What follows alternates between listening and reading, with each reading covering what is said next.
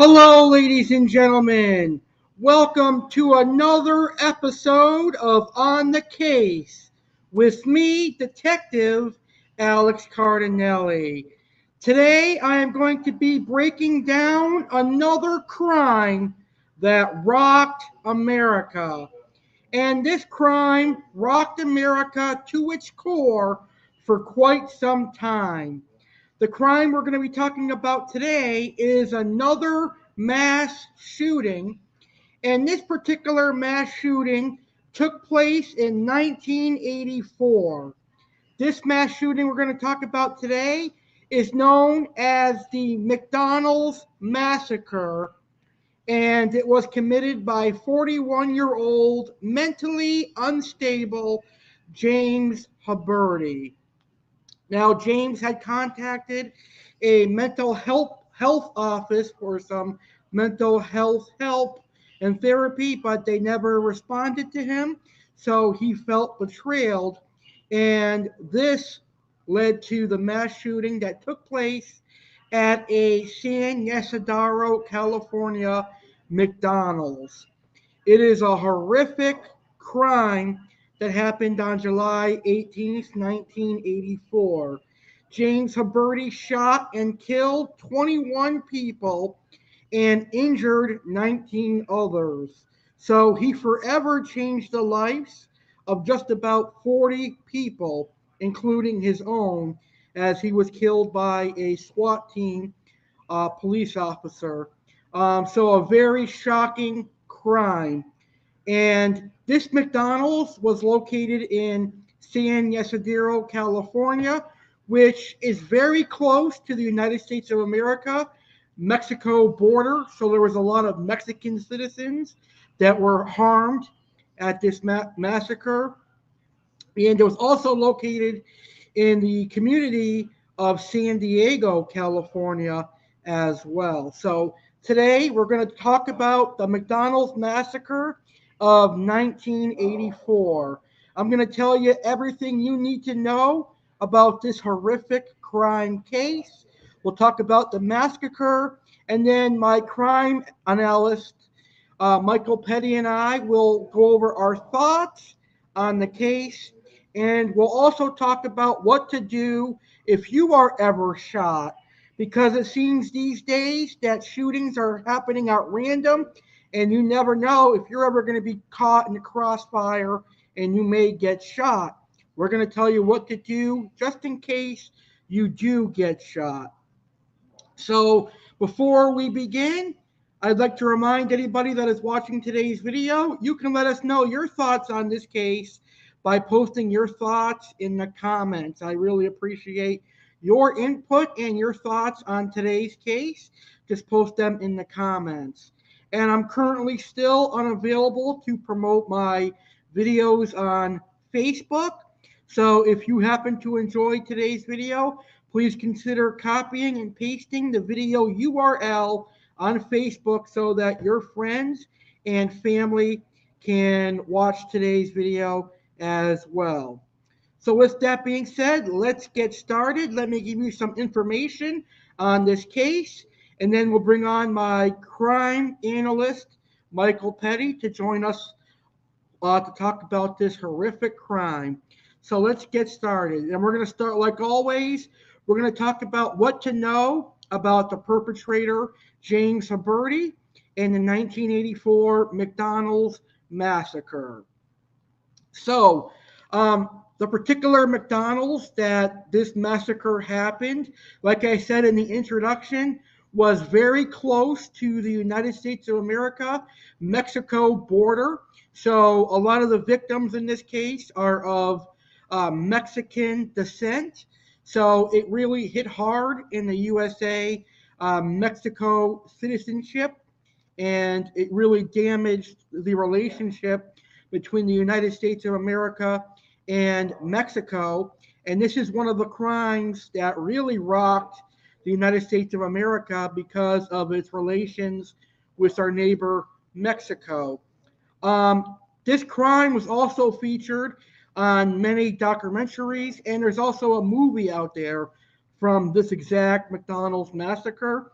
I have yet to see it, but I definitely would like to watch it. Maybe after today's video, when I have some free time, I'll check out the film and hear about some of the victims that survived this tragedy to hear what they have to say.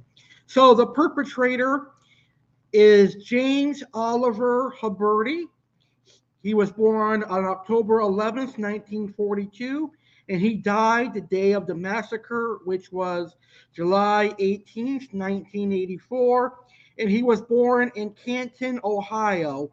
And he was the second of two children born to Earl Vincent, who was a quality inspector, and Isel Evelyn Huberty, who was a homemaker. Now, James Huberty had a history of domestic violence, frequently slapping or punching his daughters, holding knives to their throats, or on occasions he would beat his wife. On more than one occasion, Etna filed a report with the Canton Department of Children and Family Services stating that her husband had physically harmed her and messed up her jaw, although she later insisted on the majority of occasions he had assaulted her, that he only struck her only once. And that is what victims usually say when they are being manipulated by their abuser. So oftentimes in domestic relationships, the victim will downplay assaults and try to get some sympathy for the assaulter so that the legal ramifications aren't as massive to the perpetrator. And unfortunately, this is a good example of this case. Had his wife filed a report, something could have been done that might have prevented this horrific tragedy. Now, James Huberty's neighbors and co-workers described him as ill-tempered and somewhat paranoid, and he was obsessed with firearms, and he harbored a mental tally of every setback, insult, or general source of frustration, real or perceived, against himself or his family within his mind. Occasionally, Huberty would retaliate in response to any real or perceived injustice in an effort to settle what he termed my debts and conflicts with his neighbors would once lead to his detainment on charges of disorderly conduct. Now, Mr. James Huberty suffered from serious mental illness, and we're going to learn about that right now.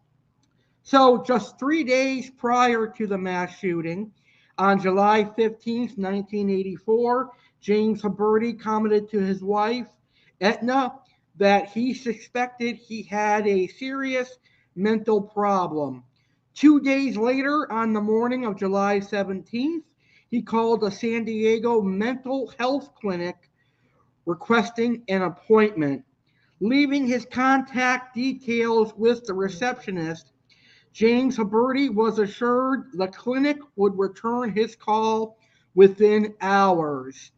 According to his wife, he sat quietly beside the telephone for several hours, awaiting the return call before abruptly walking out of the family home and riding to an unknown destination on his motorcycle. Unbeknownst to James, the receptionist had misspelled his name as Showbirdie. His polite demeanor conveyed no sense of urgency to the operator, and he had elaborated in the phone call that he had never been hospitalized for mental health issues. Therefore, the call had been logged as a non crisis inquiry to be handled within 48 hours. You see, that's where the problem lies there, in my personal opinion. You can never assume that when a person is calling your mental health clinic that they are in the right state of mind or that there's no urgency for that person to seek mental help. If they're calling your clinic, they definitely need the help. You have to treat every single patient with the same regard and the same respect. So if they contacted him in a timely manner, then this could have been prevented. But anyway, approximately 1 hour later, James Huberty returned home in a contented mood. After eating dinner, James Huberty, his wife, and their two daughters cycled to a nearby park. Later that evening, he and Etna watched a film together on their television. The following morning, Wednesday, July 18th, James, his wife, and the children visited the San Diego Zoo. In the course of their walk through the zoo, James Huberty told his wife of his belief that his life was effectively over. Referring to the mental health clinic's failure to return his phone call the previous day, he said, well, society had their chance. Ironically, after eating lunch at a McDonald's restaurant in the Claremont neighborhood of San Diego, the Huberty family returned home. Shortly thereafter, James walked into his bedroom wearing a maroon t-shirt and green camouflage slacks as his wife lay relaxing upon their bed. He leaned toward Etna and said, I want to kiss you goodbye. Etna kissed her husband, then asked him where he was going, stating her intention to soon prepare the family dinner. Huberty calmly replied he was going hunting for humans. That should have been a deep sign that something bad was going to happen. And Etna should have called 911 as soon as he said that once he left. But James Huberty held the gun across his shoulder and carrying a box of ammunition and a bundle wrapped in a checkered blanket, James glanced toward his elder daughter as he walked toward the front door of the family home and said, goodbye, I won't be back. James then drove down San Ysidro Boulevard. According to eyewitnesses, he drove first towards a Big Bear supermarket and then towards a U.S. Post Office branch before entering the parking lot of a McDonald's restaurant approximately 200 yards from his Avril Road apartment. Now, here's where things get sad. We are going to talk about the McDonald's massacre. So let's get right into the actual crime. So, at approximately 3:56 p.m. on July 18th, James drove his black Mercury Marquis sedan into the parking lot of the McDonald's restaurant on San Ysidro Boulevard. In his possession were a 9mm Browning HP semi-automatic pistol, a 9mm Uzi carbine, a Winchester 1200 12-gauge pump-action shotgun, a box and a cloth bag filled with hundreds of rounds of ammunition for each weapon. So he knew what he was doing.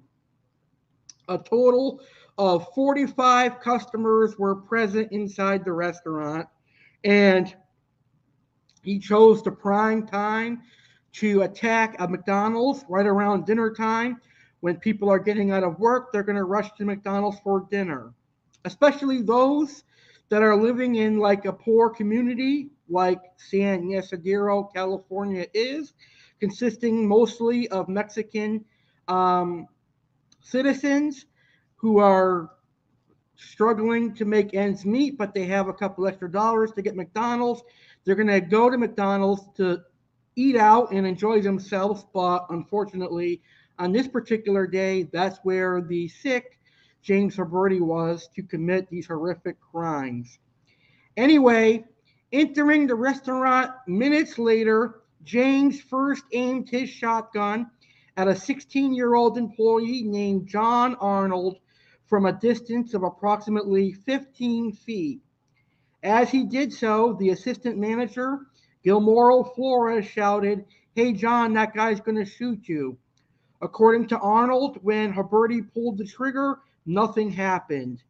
As James Huberty inspected his gun, the manager of the restaurant, 22-year-old Neva Kane, walked towards the service counter of the restaurant in the direction of Arnold. As Arnold, believing the incident to be a distasteful joke, began to walk away from the gunman. James Huberty fired a shotgun towards the ceiling before aiming the Uzi at the manager, Nava Kane, shooting her once beneath her left eye. Kane died minutes later. Immediately after shooting Kane, James fired a shotgun at Arnold, wounding the teenager in the chest and arm before shouting a comment to the effect of "everybody on the ground." James then referred to all present in the restaurant as "dirty swine Vietnam assholes" before claiming that he had killed 1,000 and that he intended to kill 1,000 more. Upon hearing Huberty's profane ring and seeing Kane and Arnold shot, one customer, a 25-year-old Victor Rivera, tried to persuade Huberty not to shoot anyone else. In response, James shot Rivera 14 times, repeatedly shouting "shut up" as Rivera screamed in pain. It's oftentimes in these tragedies that there are people that will pull heroic actions trying to save the lives of others, but unfortunately, in these heroic acts, most of the time they end up getting killed themselves trying to save other people. But as I always say, if people are heroic, then they are angels from God, in my personal opinion. Anyway, as staff and customers tried to hide beneath tables and service booths, James Huberty turned his attention toward 6 women and children huddled together. He first killed a 19-year-old named Maria Silvia with a single gunshot to the chest. Then he fatally shot 9-year-old Claudia Perez in the stomach, cheek, thigh, hip, leg, chest, back, armpit, and head with his Uzi. He then wounded Perez's 15-year-old sister once in the hand with the same weapon and fired upon 11-year-old Aurora Pena with his shotgun. Pena, initially wounded in the leg, had been shielded by her pregnant aunt, 18-year-old Jackie Reyes. Get this, folks. Listen to how disgusting this one is. James shot Reyes 48 times with the Uzi. 48 times. That is overkill. Beside his mother's body, 8-month-old Carlos Reyes sat up and wailed, whereupon James shouted at the child to shut up, then killed the toddler with a single pistol shot to the center of the back. James Huberty then shot and killed a 62-year-old trucker named Lawrence before targeting a family seated near the play area of the restaurant who had tried to shield their son and his friend beneath the tables with their bodies. 31-year-old Bliss Herrera had shielded her 11-year-old son, Mateo, beneath one booth as her husband, Ronald, protected Mateo's friend, 12-year-old Keith Thomas, beneath a booth directly across from them. Ronald Herrera urged Thomas not to move, shielding the boy with his body. Thomas was shot in the shoulder, arm, wrist, and left elbow, but was not seriously wounded. Ronald Herrera was shot 6 times in the stomach, chest, arm, hip, shoulder, and head, but survived. His wife, Bliss, and son, Mateo, were both killed by numerous gunshots to the head. Nearby, 3 women had also attempted to hide beneath a booth. 24-year-old Guadalupe del Rio lay against a wall. She was shielded by her friends, 25-year-old Gloria Ramirez and 31-year-old Arcel Delsa Vargas. Del Rio was hit several times but was not seriously wounded. Ramirez was unhurt, whereas Vargas received a single gunshot wound to the back of the head. She died of her wound the next day. The only person fatally wounded who lived long enough to reach a hospital. At another booth, James Huberty killed 45-year-old banker Hugo Velasquez with a single shot to the chest. The first of many calls to emergency services was made shortly after 4 p.m., notifying police of the shooting of a child who had been taken to the post office on San Ysidro Boulevard. The dispatcher mistakenly directed responding officers to another McDonald's 2 miles from the San Ysidro Boulevard restaurant.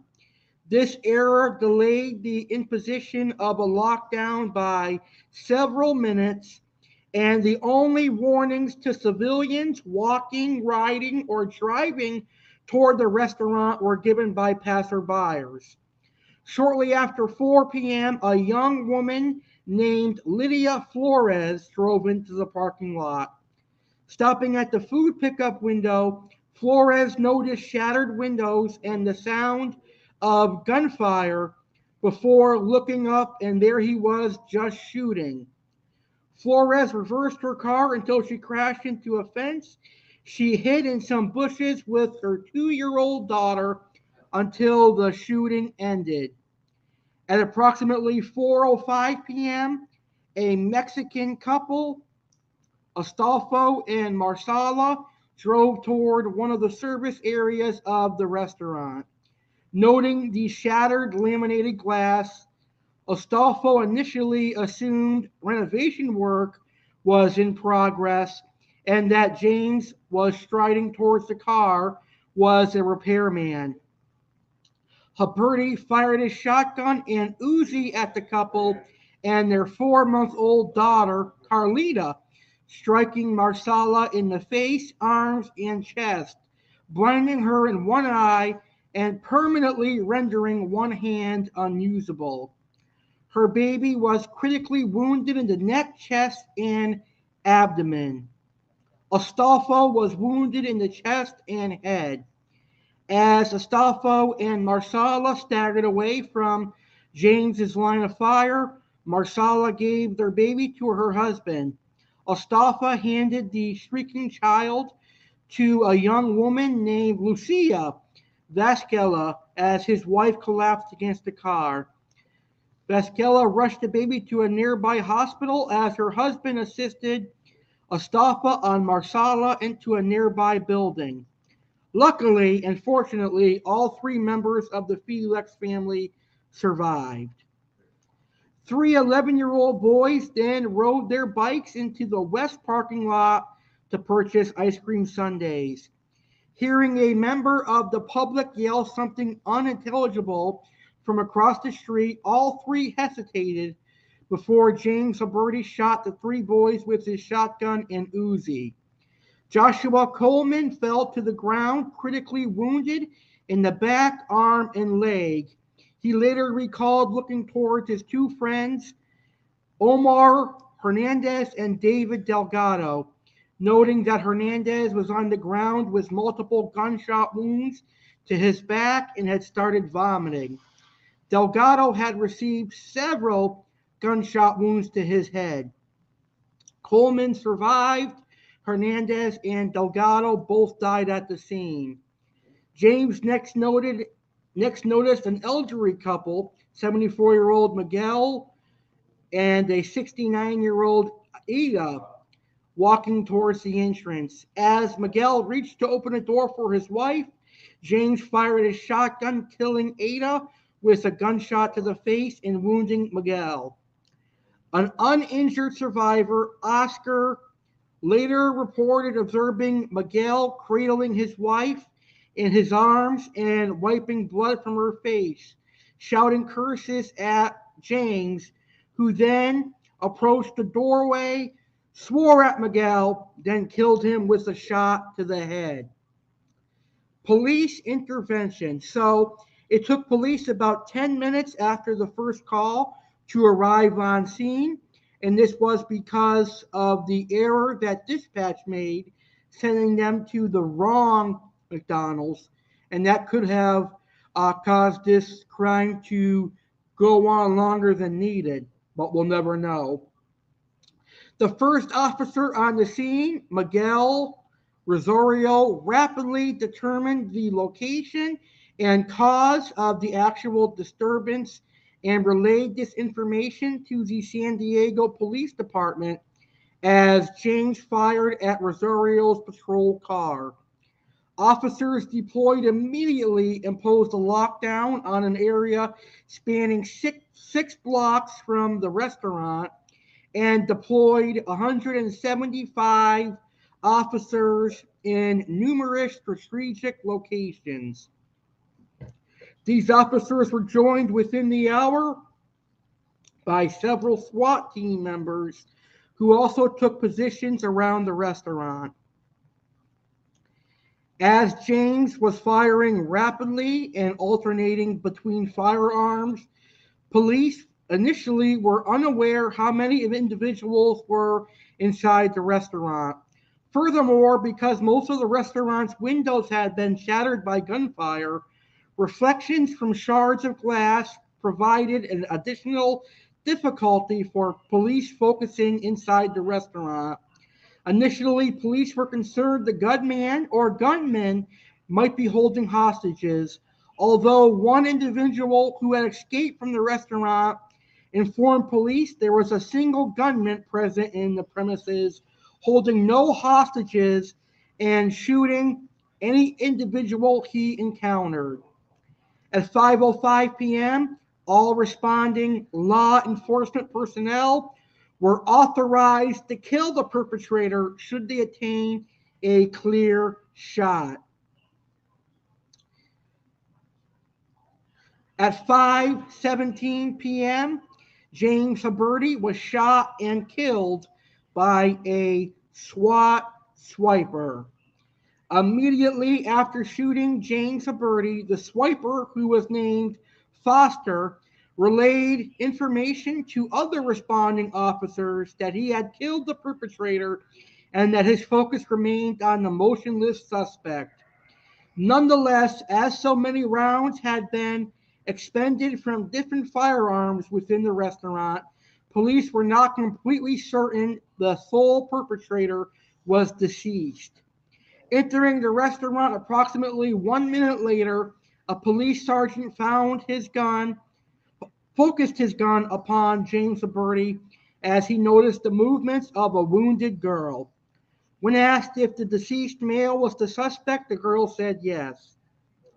The entire incident had lasted for 77 minutes, during which time James fired a minimum of 257 rounds of ammunition, killing 20 people and wounding as many others, one of whom was pronounced brain dead upon arrival at a hospital and died the following day.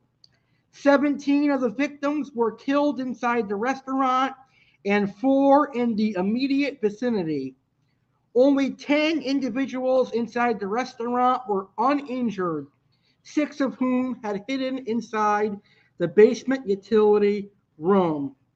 A very, very sad and unnecessary case. It is absolutely horrific.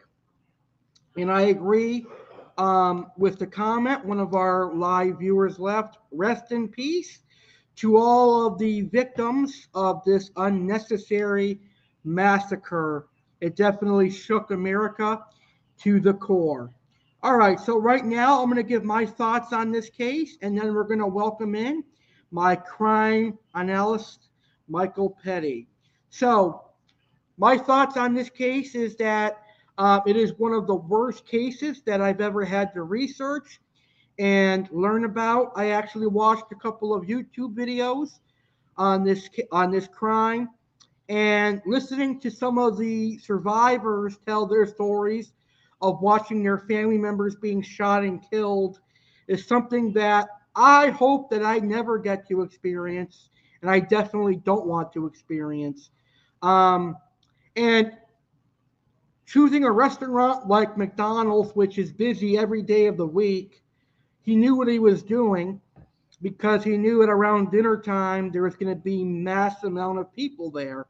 And there was about 40 people. And within the hour of the shooting, more and more people arrived unaware of the crime.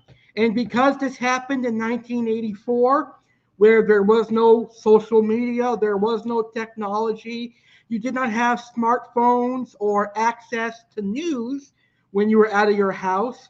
How are you to know that there's a mass shooting going on at McDonald's? So back then, these things escalated a lot quicker than they do now. But I'm not saying that nowadays we don't have it easy, because sometimes, like our case last week with the Las Vegas massacre, it does get into excessive numbers. But now, at least today, we have technology. So those are my thoughts on this case. It was very horrific.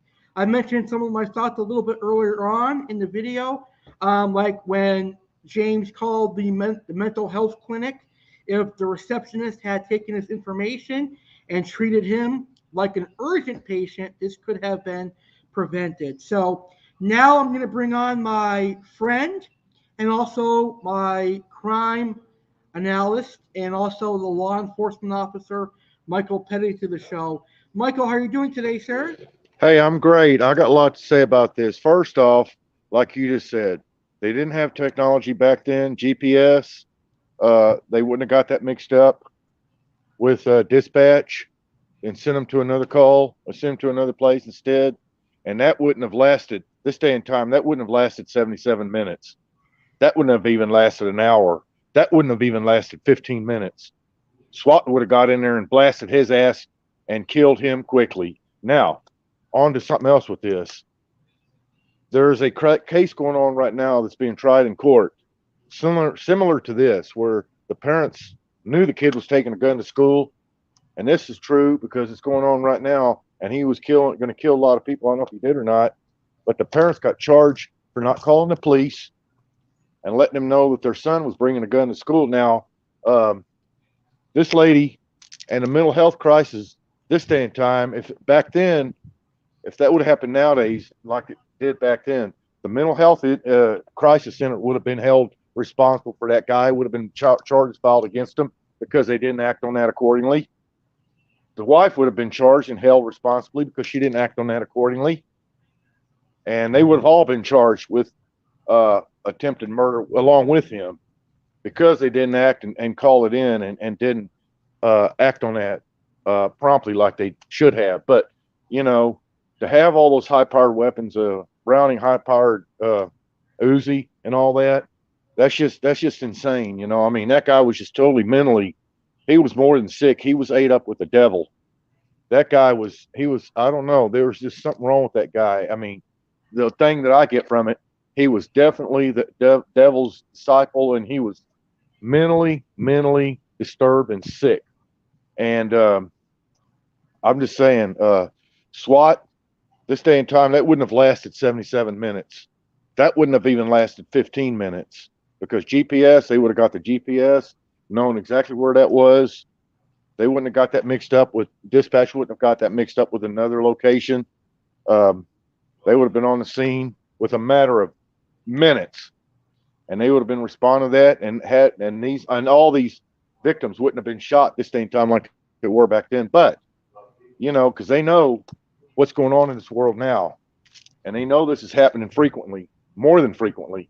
So they're on it fast. They're on it within 5 minutes, and they can take the guy out with the scopes they've got on their rifles. I mean, they've got high-powered equipment like you won't believe with scopes and everything on it. The SWAT team does, so they could have him taken out in a matter of seconds. You know, because they can look through that McDonald's when they're through the scope, and they can have him taken out in minutes, seconds, if need be. And that wouldn't have all those people like that died. That many people wouldn't have died like that this day and time. It would have been casualties this day and time, but not like it was back then because they would have been on the scene a matter of minutes, and they would have taken him out quickly. But you know, and there would have been other people held liable for that too. The crisis center, his wife, for not acting on that and calling the police when he said he was going to go hunt human beings, and a crisis center for not handling that as a crisis that he was. They would have been held and thrown in prison themselves.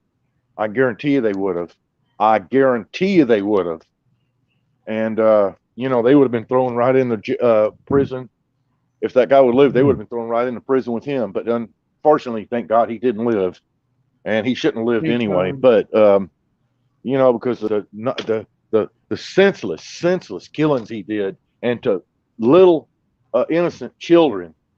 I can't get over this guy. I can't phantomize it, even in my wildest dreams, being in law enforcement like I was. And of course, I never even seen nothing like that in my time that I was in law enforcement. But you know, that was just senseless, and they needed to take him out before that ever happened. And a McDonald's is not conducive to hide in, at least the ones that I've been to around in this area, because those tables, he can pick you off under those tables. He can pick you off anywhere in there, even if you're hiding in the playground area, because he can just pick you off like anything, man. You know, I mean, it's of course, them people, they were just going to eat. They weren't even aware their life was going to end that day. They were just going out to have some meaningful dinner with their family, and just to have, you know, a meaningful dinner. And they didn't know. Of course, this day and time, it happens frequently. But, you know, as a law enforcement officer, I've trained myself, and I was trained by the best of them to, when I go into a restaurant, I sit with my back against the wall so I can watch all the exits, all the entrances, and watch everybody in there and watch all their body gestures, watch all their movements. And I'm aware of all my surroundings in there, you know. So, you know, my head's always on a swivel when I'm out. And when I'm out in public in a crowd, I get kind of nervous because I know that's where a mentally, psychopathic person is going to come and do the most damage. And that's when my red flags really go up. My antennas really go up my head, because When I'm in a crowd like that, my head's always on a swivel. I'm always looking around 360-degree around all the time, you know? That's true. And I definitely agree with you on the McDonald's booth and McDonald's being a very tough place to escape because generally McDonald's are built to be small, the dining area is small, and imagine you've got a group of people trying to rush for the exit and there's a guy firing rounds of ammunition. A lot of those people are going to be hit and killed trying to get to the exit. Oh yeah, they didn't stand a chance, Alex. Even hiding under those tables, even running for the exits, the amount of equipment and the high-powered weapons he had, an Uzi, high-powered Beretta 9, they didn't stand a chance. Those poor people were going to die that day, and they didn't even know it. They didn't even know it. I guess your only chance of survival, even if you were wounded, was to play dead. Yeah, that's the thing that you have to do is just play dead. Like these kids in schools now, when they have these shootings in high schools and everything, I think the school resource officer, the teachers, they teach them just to play dead, act like they're dead, so they'll go on to somebody else and shoot them. So that's the only thing you can do, and you're laying there hurting, bleeding to death, and you're scared, and your pulse is just out of this world, and you're scared to death, but you still got to act like you're dead and play dead. That's a very hard thing to do. It's a very hard thing to do at all, Alex. True. Chances are, though, unless the shooter is a doctor or a nurse, he's not going to really know that you're not dead unless he checks for your pulse, which they usually Exactly, and don't do doing. I don't think he's going to go around checking people's pulses. I just think he's going to go around and shooting as many because he wants his main intent is to just go around and kill as many people and maim as many bodies as he can. That's true. It's very sad. But that's a sad story, and that stuff. I've seen a lot of flaws in that story, and those flaws wouldn't happen this day and time like that. Because if they did, there would be hell to pay, and people would be held legally and criminally responsible for that. For that kind of stuff happening like that today. I don't know if I was married to somebody and they told me they were going to go hunting for humans and they're going to go shoot humans, the first thing I would do is call 911. I don't know why she did not do that. Well, that's another reason why she would be held this day and time. Back then, the laws were different, but this day and time, the laws are even more stringent. And she would have been held criminally responsible for not calling the police and telling that my husband was going hunting for human beings. And she would have been she wouldn't put up on murder charges just like he would have. This day and time, yes, she would have, because I know the law, at least in Texas, it's like that. But if she did call 911 and told them, would she still be held liable? If she called the police and told them? No, not if she called the police. No, because she can't stop what he's going to do. But she'd be held liable because she didn't call the police. She would be held criminally liable for not calling the police. And it sounds like in this story, she didn't even call. So, yes, she's lucky that happened back then, because this day and time, she'd be put in prison for that. I know. She probably would be bait in there from all the victims. Yeah, she'd be in there for life. If by chance she wouldn't be put on death row, because to me, that's just aiding and abetting a hardened criminal like that. So she could have, this day and time, she could have even possibly got death row for that. True.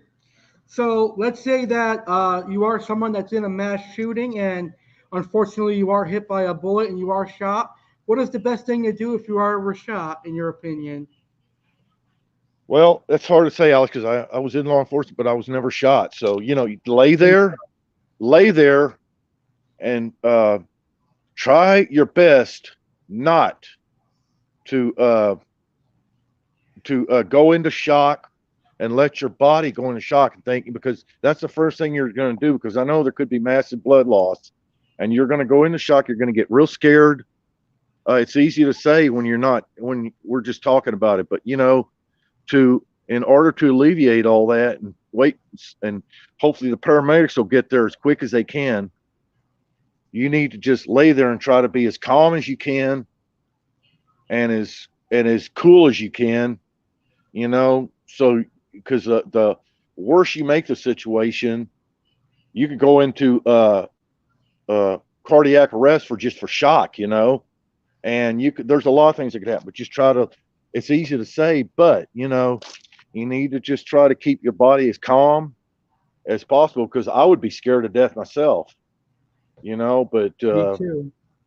but you got to try to not let yourself go into shock like that, because from shock you could go into cardiac arrest, and then that could be all she wrote for you, but you got to try to be as calm and cool, as collected as you can if you are shot, and just wait for the paramedics to get there, and they're going to treat you as quick and as quickly and as accurately as they can.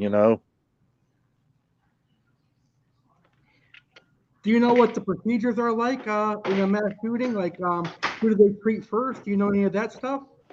The mass cat in a mass shooting like that, they treat the worst ones first. If you're just got just like a self, I mean, just a superficial wound that he shot you, but it's not that bad, they're going to take care of the worst ones first, like the ones that are very critical. They're gonna assess the situation, and they're gonna assess the ones that are the worst, and they're gonna have to treat them first, because if they don't, they'll die. So when they come on scene, they're trained. We got really good trained ones here. We got ones that roll out with the SWAT team here in Fort Worth, and a lot of we got nurses on the SWAT team, and in case their own officers get shot, and they're trained to take care of mass casualties very quickly. And they're highly trained, specialized medics, not just medics, but they're all. Matter of fact, one of them, I think, two of them are doctors. They're police officers slash they're SWAT officers slash doctors. So in case some of their team goes down, they can treat them right there on the scene. While they're waiting for the ambulance, or even the helicopter to get there if they need a helicopter, because they got air ambulances as well as ground ambulance. Yeah, the air ambulances are pretty cool, but I never want to be on one. I wouldn't either. I would not either. Believe me, I wouldn't. Because generally those are life and death situations. That's what the air ambulance is for. Strictly for because they can't get you to the hospital quick enough in a ground ambulance, so they got to use air ambulance. So that's when it's really, really critical, very critical. The only reason I know about the air ambulance, I think they're called Life Flight or something like that, is because I had a friend that was in a bad car accident, and he had to be life flighted to the hospital, but he ended up passing away, unfortunately. So it really made no difference. Well, I'm so sorry to hear that, Alex. I am, and that's critical here in this area. It's called Care Flight, and when Care Flight comes out, well, on anything, shooting, car wrecks, it's critical, and it's got to be quick and fast. So um, but it's when they call them out, it's really bad. It's a matter of life and death right there. Just like your friend was. And I'm so sorry to hear that he passed away. I really am. Thank you. It was actually a family friend. It wasn't like my personal, but it was a family friend, but it was still like hard for them to deal with. But back to this story, there are so many flaws in this story, but they didn't have the equipment, modern technology like you mentioned now back then, like they do now. They didn't have GPS. They didn't have computers to let people know not to go to that McDonald's because there's been a mass shooting. They didn't. I mean, nowadays it would be put all over. It'd be tone alerts going off on your telephone. That there was a mass shooting in that area at that McDonald's. I mean, you'd get all kind of notices nowadays on your telephone, on TV. I mean, it would be broadcasted so quickly that there wouldn't be people being able to just keep going in there and just keep getting picked off like just like picked off like crazy, because you'd have all these tone alerts going out on your telephone, and they'd be and you'd hear it on your news on your telephone on the internet. I mean, it's just thank God. I don't like modern technology, but thank God we got it for situations like that nowadays, because it saves a lot of. I think it helps save a lot of lives that way. It really does. That's very true. I agree with you on that. That's one thing that technology is good for.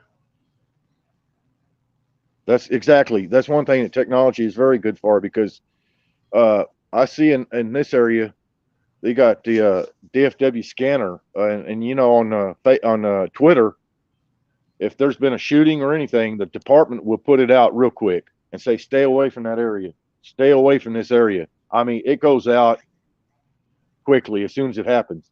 There's been a shooting in this area, stay away from it. Police are on scene, ambulance is on scene, stay away from it. So it goes out as soon as it happens. So people will not get in there and get hurt or get shot by the guy, if they haven't taken him out yet. So, thank God for modern technology, because they get all this stuff out quickly nowadays to alleviate more massive killings by the same person that's doing it.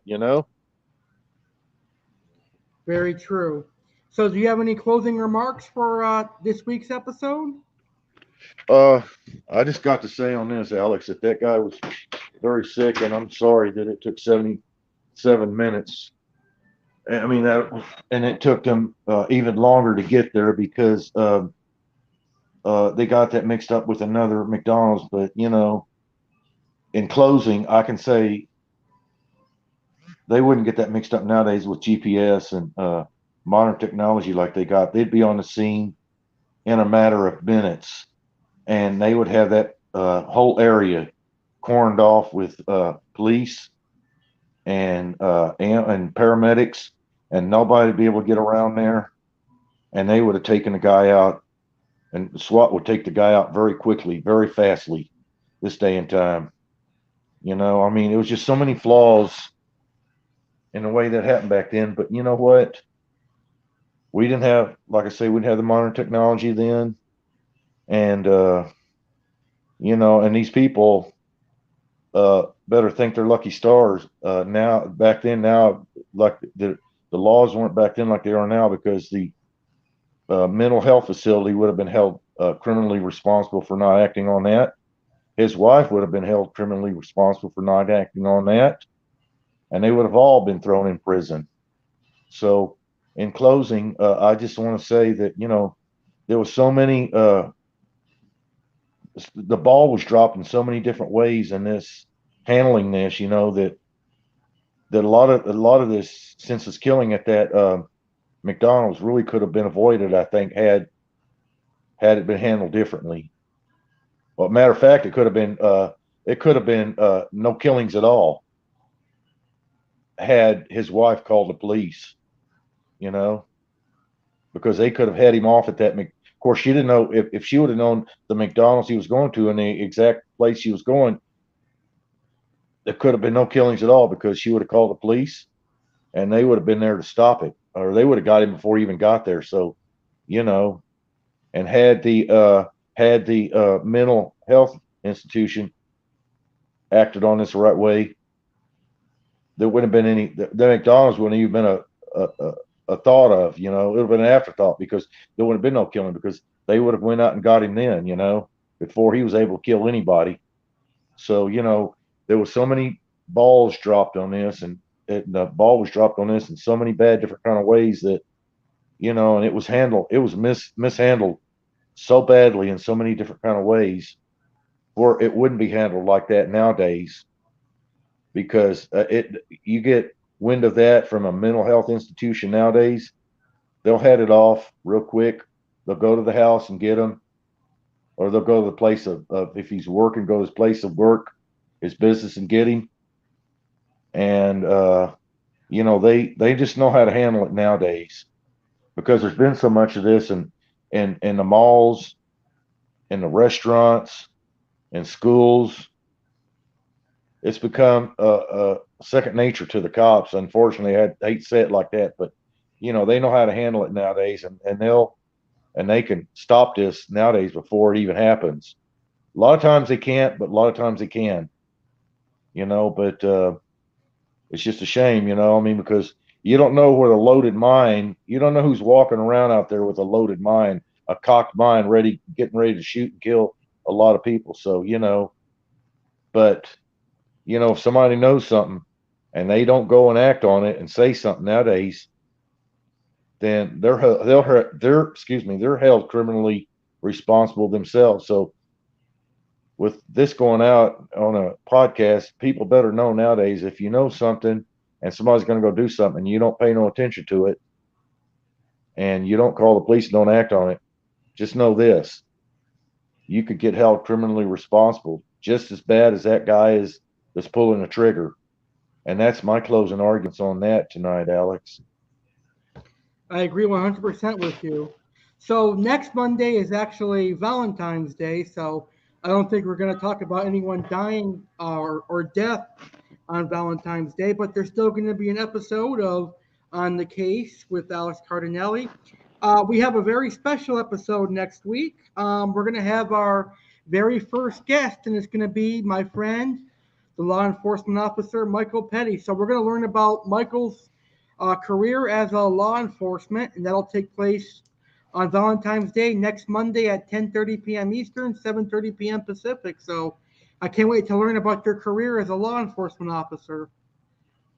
Well, thank you, Alex, and I'll be looking really forward to that, and hope it's intriguing to some people. It hasn't been. It was working in a small town. I didn't get a lot of the stuff going on that you get in a big city, but you know what? It was kind of boring, but I'll do my best to enlighten the crowd or the people as much as I can for what I did and what went on. Sounds good. So the week after Valentine's, in 2 weeks, we're going to have our next crime case, and we'll talk about another mass shooter by the name of James Edward Poe, and that's going to take place Monday, February 21st at 10:30 p.m. Eastern, 7:30 p.m. Pacific. A little bit of background: this is from Miami, Florida, so just about an hour away from me. And this took place, I think, in the 90s, and we'll talk about that in 2 weeks on Monday, February 21st. So that's going to be exciting. So thank you, Michael, for being a part of today's episode. I really valued your input. Well, thank you, Alex, and I really hated this story. I mean, it was just a horrible, massive, massive amount of casualties and shooting. And I'm sorry the police didn't get there so quickly to act on this. To save so many of those lives, innocent lives that were lost. So this was a horrible tragedy that shouldn't have never happened, but none of them ever should happen, but they do, and unfortunately they do. And we're getting a lot more of this nowadays, but it's just the times we're living in, and so many mentally ill people in this world. So there's going to be so much more of this to talk about, and it's not going to be nice and not going to be pretty at all, Alex. I agree 100% with you. So I would like to thank everybody for tuning in to today's episode. If you enjoyed the video, leave a like and hit the like button. And of course, if you are a new subscriber, make sure to hit the subscribe button.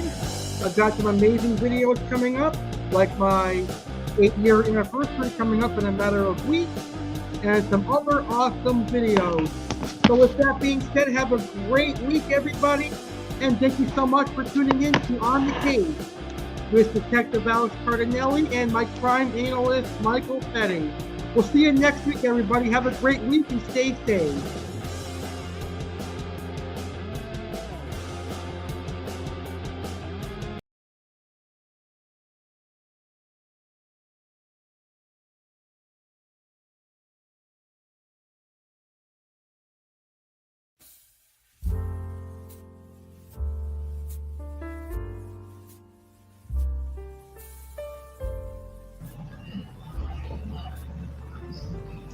Hey everyone, it's your favorite man, Legendary Alex Cardinale here. Love is in the air. Why is that? Well, Valentine's is right around the corner. I cordially invite you to be a part of the inaugural Valentine's 2022 Bash, hosted by me, the man you love, legendary Alex Cardinale. Come be a part of the inaugural Valentine's Day Bash live Saturday, February 12th, 2022 at 10:30 p.m. Eastern, 7:30 p.m. Pacific. Come celebrate Valentine's in style with me, legendary Alex Cardinale. I have a lot of fun action planned on Valentine's weekend with the Valentine's Bash. Chef Alex Cardinale is going to make an appearance on the Valentine's Bash. You can see Chef Alex Cardinale make a perfect Valentine's breakfast as he makes red velvet waffles with a delicious cream cheese icing that is going to make your mouth water, really delicious. And I'll also make my homemade chocolate lava cakes. Chef Alex will appear on the Valentine's 2022 Bash, and you can only see Alex make the red velvet waffles with the cream cheese icing and the homemade chocolate lava cakes on Valentine's Bash on Saturday, February 12th at 10:30 p.m. Eastern, 7:30 p.m. Pacific on my YouTube channel, the legendary Alex Cardinale. Also planned for the Bash, I will discuss my ideal soulmate. I will discuss fun Valentine's Day activities that you and your partner can do on Valentine's Day and more. So this is going to be an awesome night for love and fun. Happy Valentine's, everybody. Join me live Saturday, February 12th at 10:30 p.m. Eastern, 7:30 p.m. Pacific, right here on my YouTube channel, the legendary Alex Cardinale.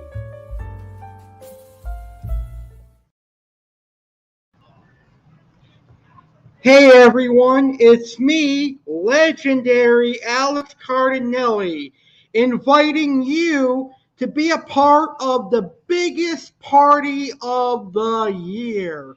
Literally, this is the biggest party I will ever throw. It is the biggest celebration I will ever host.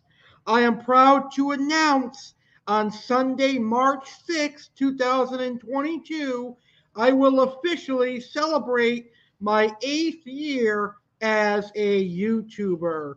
In 2014, I started my YouTube channel as a platform to promote my fish keeping podcast. Fast forward 8 years later, over 16,000 subscribers, my YouTube channel is succeeding. Not only do I do fish keeping videos, but I also do cooking videos, crime videos, professional wrestling videos, and more. My YouTube channel is now my podcast channel. So, we are going to celebrate 8 years of hard work in style, and I cordially invite you to be a part of my 8-year YouTube anniversary, airing exclusively on YouTube Sunday, March 6th, 2022, 10:30 p.m. Eastern, 7:30 p.m. Pacific. Here is the lineup for the biggest party of the year. 2 of my lucky subscribers will win a $80 Texas Roadhouse gift card. All you need to do is be an active subscriber. That means you watch my videos, you like my videos, and you comment on my videos. 8 of my active subscribers will be put in a drawing, and 2 of those 8 subscribers will be chosen live on the 8-year YouTube anniversary and will be announced as the winners of the 8-year YouTube anniversary giveaway, and they will win an $80 Texas Roadhouse gift card. And when I say legendary, I mean legendary. There are going to be some legendary special guests. The first legendary guest is the owner and founder of Aquatic Rarities, aka Malone's Monsters, Bob. Bob will be our first fish keeping guest on the 8-year YouTube anniversary. The interview will be filmed on location from his fish store in Boca Raton, Florida. The second guest is a longtime friend of mine, one of my very first fish keeping guys that I interviewed on my Aquatic Wetline podcast. My second guest is Blue View Aquatics owner Josh Rodriguez from Western Massachusetts. Josh is doing a great job promoting the aquarium hobby in New England, and I'm proud to have him on such a huge accomplishment of mine, considering that he was instrumental in making Aquatic Wetline a huge success a number of years ago, and now it is my honor to have him on my YouTube channel for the first time.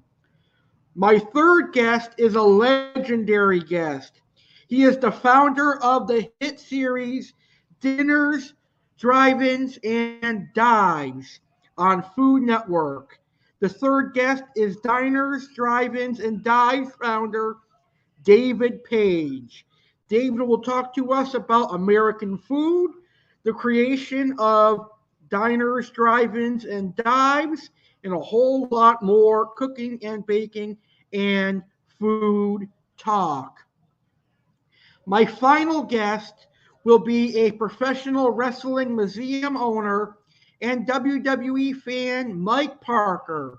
Mike will talk to us about what it's like to own a wrestling museum and how long he's been a professional wrestling fan for. Those are our legendary guests. But if I'm going to do a legendary celebration, there has to be a legend in the house, and there has to be a Hall of Famer in the house. I am really proud to announce the first time, not only in my YouTube career, but also in my podcasting career, that I'm going to have a celebrity on my video stream. Ladies and gentlemen, I am proud to announce there will be an appearance by the hardcore legend and WWE Hall of Famer, Mick Foley. Mick Foley will appear live on my 8-year YouTube anniversary. You can also expect appearances from Chef Alex Cardinale, Aqua Alex Cardinale, WWE fanboy Alex Cardinale, and Detective Alex Cardinale. Chef Alex will cook a prime rib and bake a delicious Twix cheesecake and a Reese's peanut butter cake. Aqua Alex will discuss all the tropical fish species he's kept over the last 8 years and more. WWE fanboy Alex Cardinale discusses his dream WrestleMania 38 card and some awesome surprises. What will Detective Alex Cardinale do on the 8-year YouTube anniversary? What surprises will there be on the biggest party of the year? Literally the biggest live stream of 2022. You got to tune in to find out. Sunday, March 6, 2022, 10:30 p.m. Eastern, 7:30 p.m. Pacific, exclusively only on YouTube. So tune in Sunday, March 6, 2022 at 10:30 p.m. Eastern, 7:30 p.m. Pacific, exclusively on YouTube. It will only air right here on YouTube, So subscribe to my YouTube channel, the legendary Alex Cardinale, right now so you don't miss a minute of the action on the biggest party of the year, Sunday, March 6th.